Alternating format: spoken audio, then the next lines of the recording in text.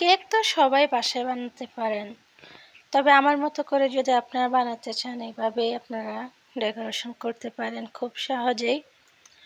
যাদের ফিনিশিং আসে না তারা আমার মতো করে করেন, তাহলে খুব সহজেই ফিনিশিংটা চলে আসবে এবং কি খুব তাড়াতাড়ি আপনারা কেকের ডিজাইনটা দিতে পারবেন। খুব সহজভাবে আমি ডেকোরেশন করে দেখিয়ে দিয়েছি। কতটা সহজ হয়েছে আপনারা যদি একবার ট্রাই করেন তাহলেই বুঝতে পারবেন।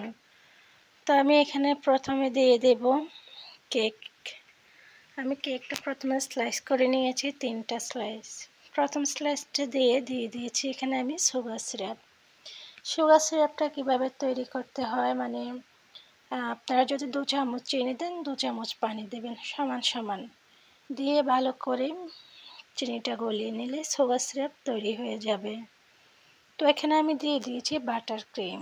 আমি এখানে বাটার ক্রিমটা ইউজ করেছি, আপনারা চাইলে হুইপড ক্রিমটাও ইউজ করতে পারেন, যার যেটা সুবিধা সে সেটাই ইউজ করতে পারেন। তো আমার যে ক্লায়েন্ট ছিল তারা একদমই কেকে ক্রিম কম দেওয়ার জন্য বলছে, ক্রিম পছন্দ কম করে, তাই আমি ক্রিম একদমই কম দিয়ে ডেকোরেশনটা করে নিয়েছি। কারণ ক্রিম কম দেওয়ার কারণে এখানে ফিনিশিংটা একটু কম এসেছে।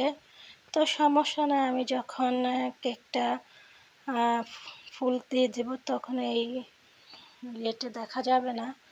তো ওনারা রঙও একদমই কম দিতে বলেছিল, তো আমি হালকা একটু রঙ দিয়ে লাল কালার করে নিয়েছি। তো যারা কেকটা অর্ডার দিয়েছে তারা এই কালারটা চাইছিল মিষ্টি কালার, তো আমি হালকা লাল কালার দিয়ে দিয়েছি হালকা, তাই মিষ্টি কালার হয়ে গিয়েছে। তো এখন আমি আমার মতো করে মানে হালকা ক্রিম দিয়ে ডেকোরেশন করে নিয়েছি। আমি এখানে স্টার নজল দিয়ে ফুল করে নিয়েছি গোলাপ। তো এখন আমি মাঝখানে দিয়ে দিয়েছি ছোট ছোট বল, সুগার বলটা দিয়ে দিয়েছি।